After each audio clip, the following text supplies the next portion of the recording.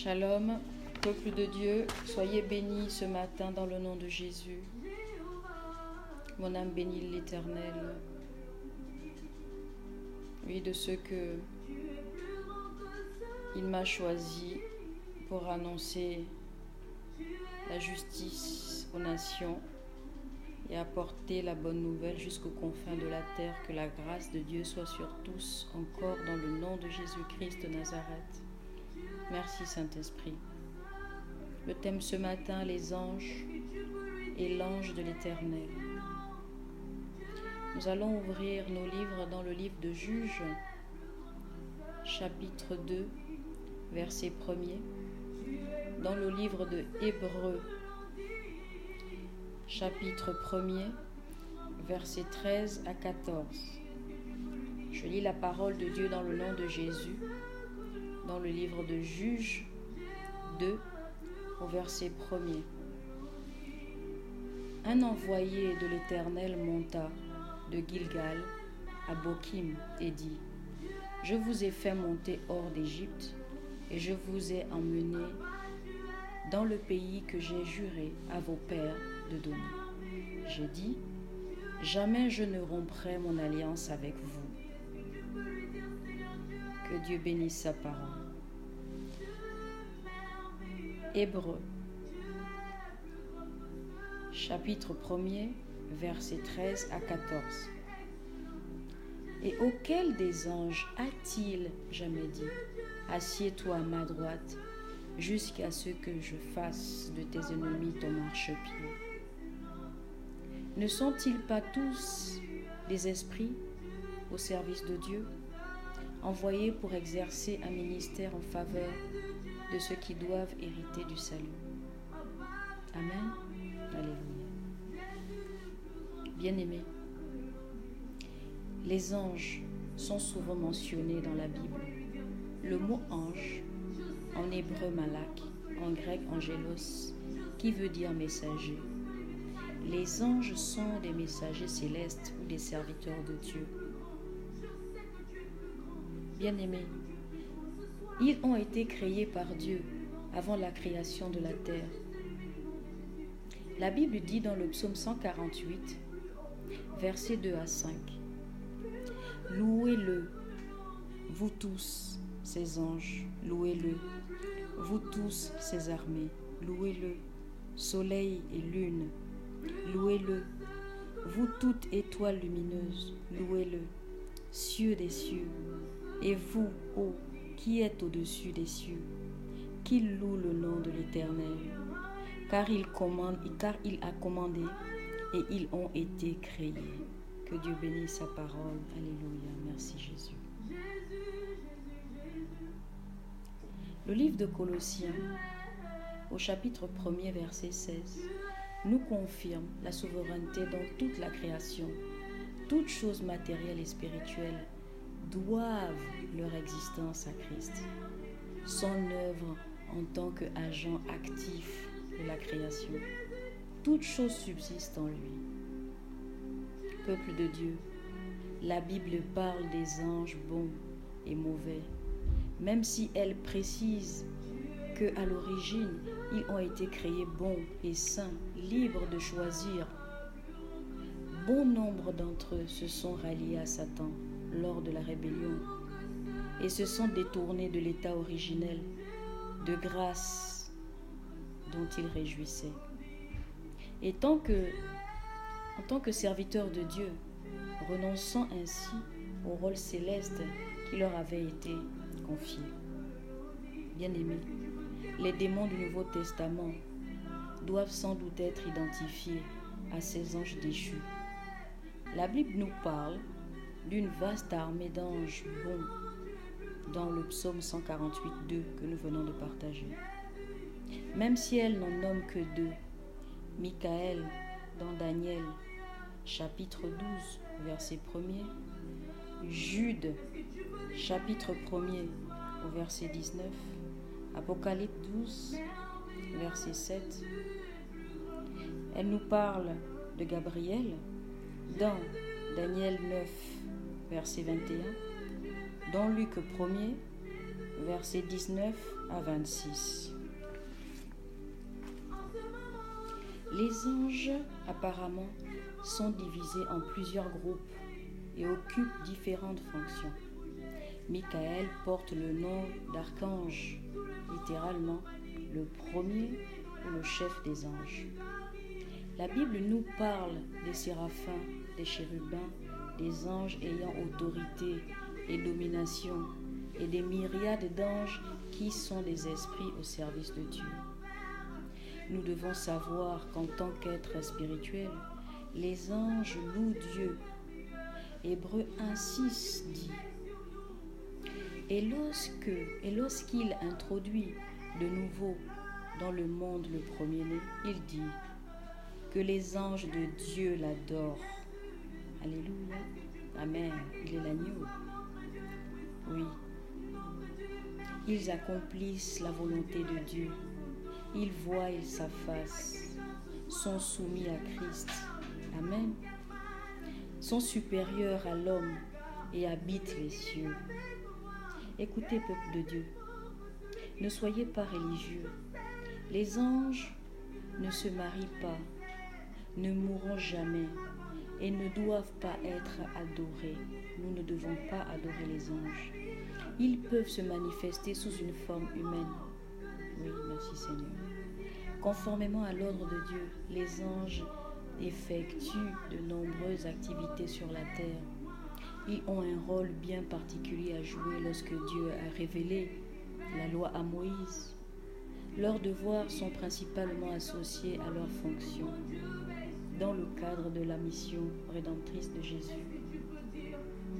Oui, Seigneur, ta mission est la plus grande. Bien-aimés, les anges se réjouissent quand un pécheur se répand.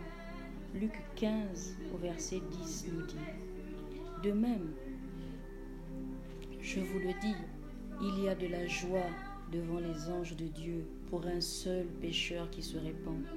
Alléluia. Amen. Je sais, Seigneur, que je suis plus que vainqueur. Oui, Seigneur. Amen. Nous devons prier que le Saint-Esprit remplisse notre cœur d'un désir ardent d'emmener les pécheurs au salut. Amen. Observant la vie de la communauté chrétienne, portant le message de Dieu. Zacharie 1, versets 14 à 17 nous le dit. Communique les réponses aux prières, ces anges. Communique nos réponses et nos prières à Dieu.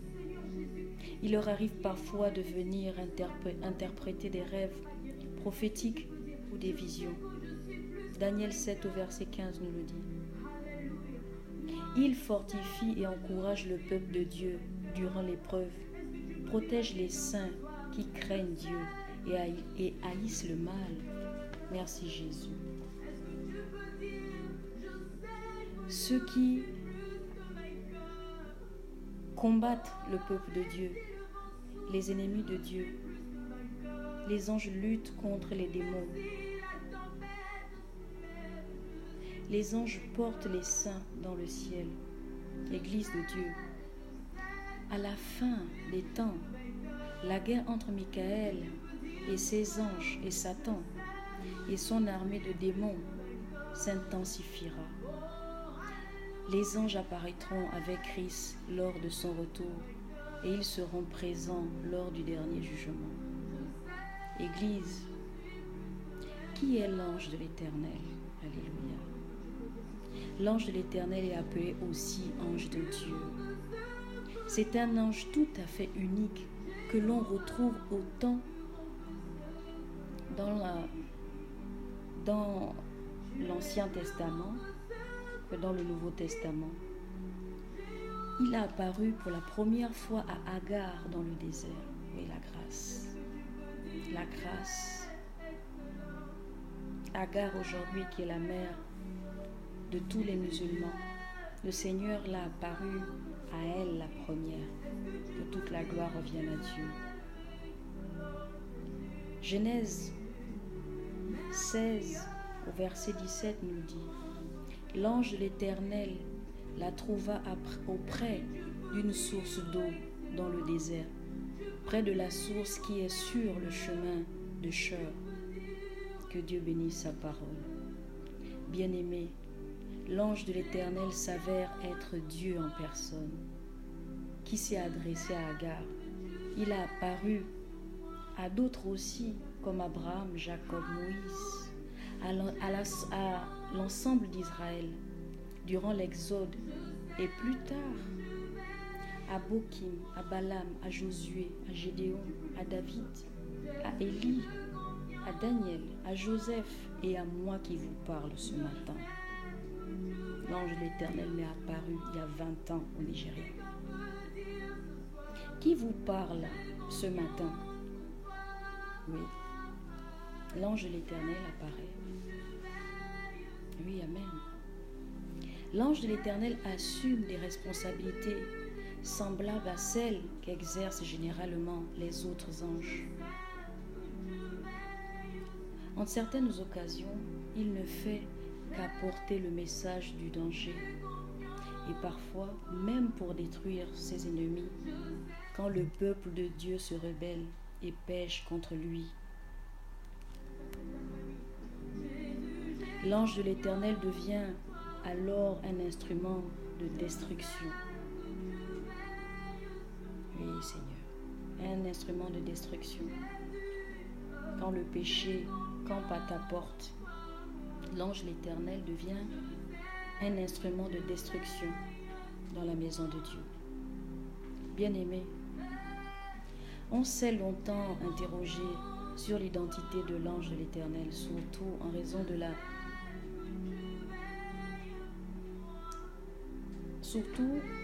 raison de la manière dont il s'adresse au peuple. Il a une façon de marquer le point. On peut le voir dans Juge 2 au verset 1er. Oui, là, il y a une remarque que j'aimerais souligner. L'ange de l'Éternel dit: Je vous ai fait monter hors d'Égypte et je vous ai emmené dans le pays que j'ai juré à vos pères de vous donner. J'ai dit: jamais je ne romprai mon alliance avec vous. Amen. Oui, ces actions sont de Dieu, le Dieu de l'alliance d'Israël. C'est lui qui avait promis à Abraham, à Isaac et à Jacob de donner le pays de Canaan à leurs descendants. Il avait promis que cette alliance sera éternelle. Alléluia. Amen. Il avait conduit les Israélites hors d'Égypte jusqu'au pays promis. Josué 1, verset 1er jusqu'à 2. Lorsque l'ange est apparu à Josué,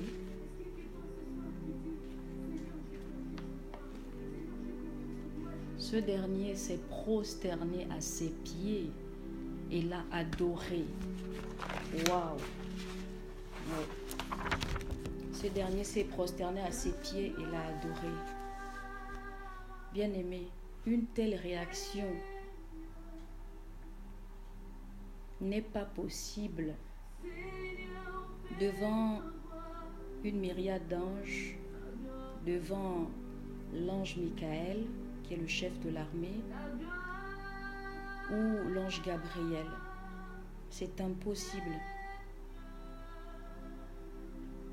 Nous pouvons voir Dieu à l'œuvre. Sinon, l'ange aurait repris Josué en lui disant de ne pas l'adorer. Comme avec Jean dans l'île de Patmos. Qui plus est, l'ange de l'Éternel qui est apparu à Moïse lors de l'épisode du buisson ardent. Lui, Dieu d'Isaac et le Dieu de Jacob. Oui, la ressemblance entre les anges de l'Éternel et le Seigneur Jésus lui-même. Oui, avoir Christ sous une forme humaine, c'est voir Dieu. Oui, le Christ éternel, la deuxième personne de la Trinité, avant son incarnation et sa naissance virginale.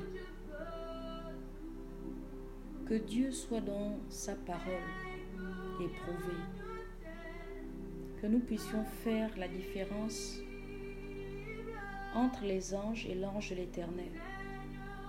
Comprenez, peuple de Dieu, que nous ne devons pas adorer les anges, mais nous devons servir Dieu, car Christ a reçu le nom au-dessus de tout nom. Oui. Hébreux chapitre 1er 13 nous l'a rappelé en disant « Et auquel des anges a-t-il jamais dit « Assieds-toi à ma droite jusqu'à ce que je fasse de tes ennemis ton marchepied » Ne sont-ils pas tous des esprits au service de Dieu, envoyés pour exercer un ministère en faveur de ceux qui doivent hériter du salut? Merci Seigneur. Colossiens nous a confirmé l'œuvre de Christ. Jésus-Christ seul a reçu le nom au-dessus de tout nom. Arrêtons d'invoquer les anges à la gloire de Dieu. Arrêtons d'invoquer les anges à la gloire de Dieu. Les anges sont au service du peuple de Dieu. Humainement parlant, spirituellement parlant, ils sont au-dessus de l'être humain, mais à notre service, à la gloire de Dieu Tout-Puissant. Que le nom de Jésus soit glorifié. Que toutes les personnes qui entendront ce message soient édifiées. Aie la révélation de l'Esprit